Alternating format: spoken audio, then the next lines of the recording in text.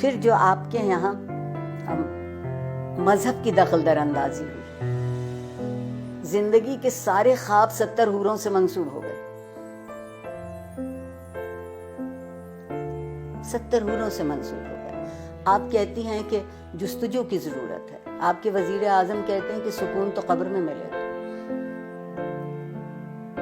تو جو اس سکون کی تلاش میں وہ جستجو کیوں کرے گا، بیٹھے بیٹھے انتظار کرے گا؟